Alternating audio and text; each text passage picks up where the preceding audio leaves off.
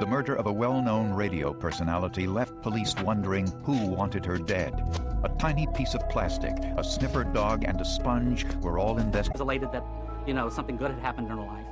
So she'd say, why don't you call in and tell me what's going on with your life, or how do you feel about this, or whatever. She sounded like the girl next door. I think that was one of the things that made her so popular, was that she seemed to be very accessible. But the story of Debbie Dicus took a tragic turn when police received this telephone call from a hunter. I found a dead body. Where? You know where that city field is that they were guarded? It was a female? It was a female. Black light. She was white. When police arrived, they found Debbie's body in a ditch near the community garden where she grew vegetables. My initial viewing of the body seemed to indicate to me a possible sexually motivated crime. Her clothing was in disarray, and the position of her body just seemed to lend itself to that possible motive. Robbery didn't appear to be the motive, since her purse was in her car about 30 feet away. Clearly there was an attack at the back of the car. Her hair barrettes had fallen out. Her cigarettes had fallen out on the ground. There was obviously signs of a struggle. There was blood on the car. Near Debbie's car, police found their first piece of evidence.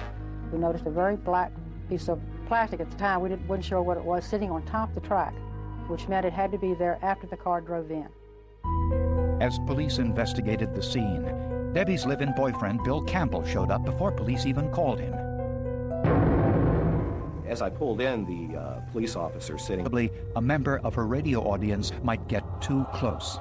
Debbie had a paralyzing fear that she actually sat down and discussed with me, that someone was going to break into the studio, attack her, rape her, and kill her. Maybe she had a premonition that something like this would happen, or maybe she was just overly cautious. Because she was a celebrity, could it be somebody who followed her there and waited, a fan, a deranged fan, a play Misty for me kind of situation? This meant a huge pool of potential suspects in the Norfolk, Williamsburg, and Virginia Beach communities. Police knew it would be a difficult investigation.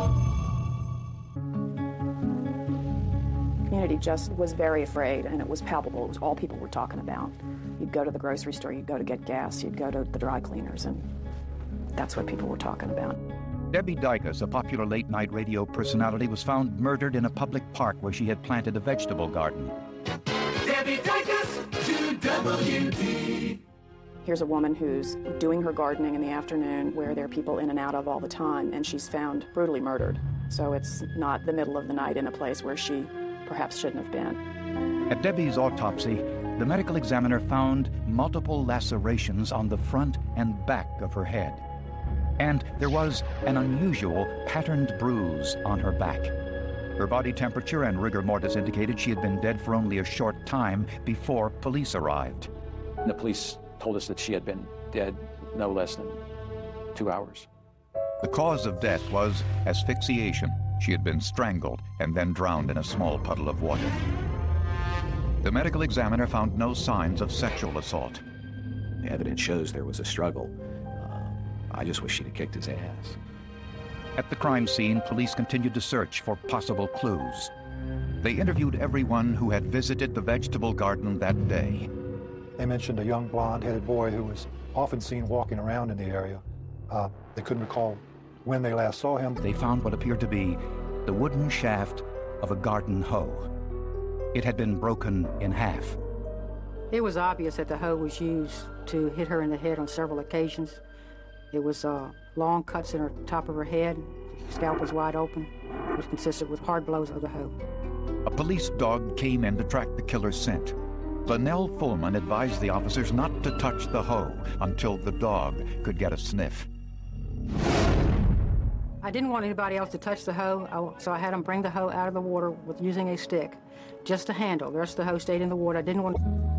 He went up to a gentleman's back legs, sniffed up and down his legs, stopped right there and turned and looked at me.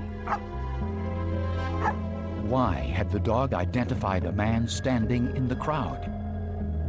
Investigators would soon learn why.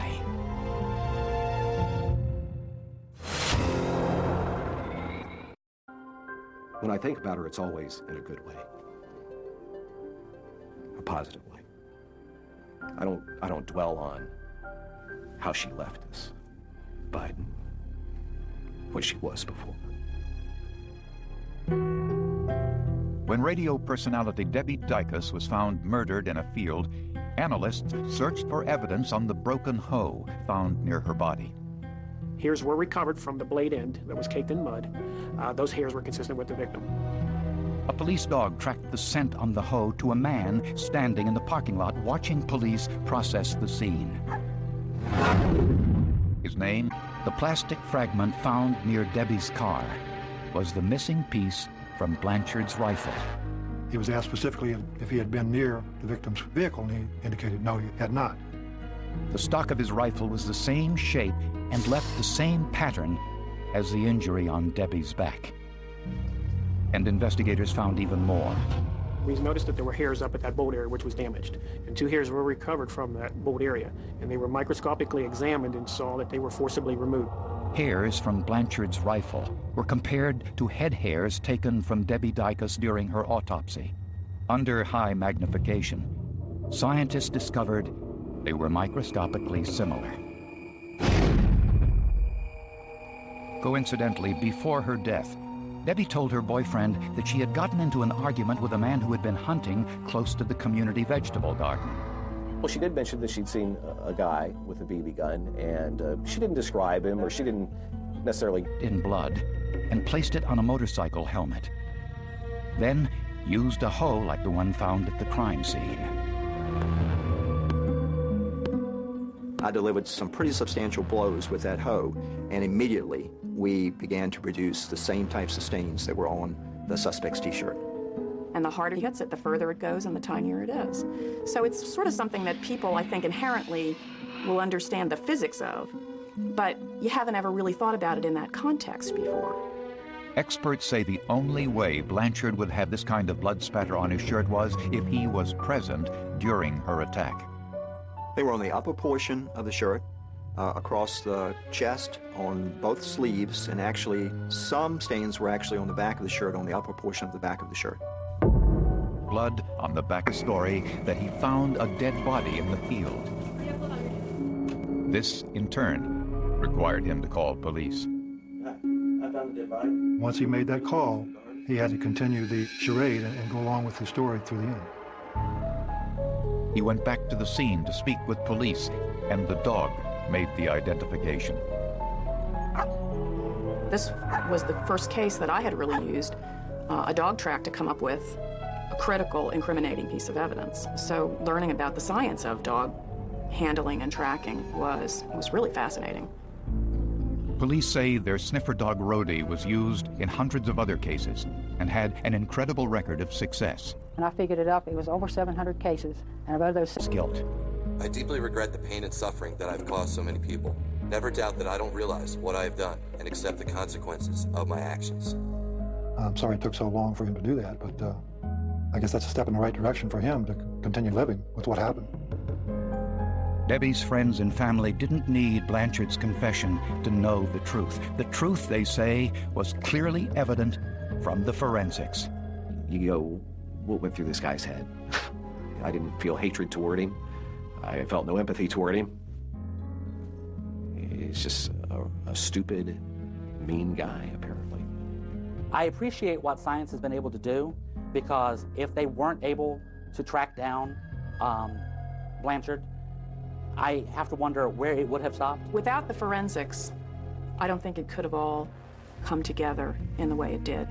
There would have been a lot of pieces pointing toward him, but I think there would have been a lot of holes in the jigsaw puzzle without the forensics.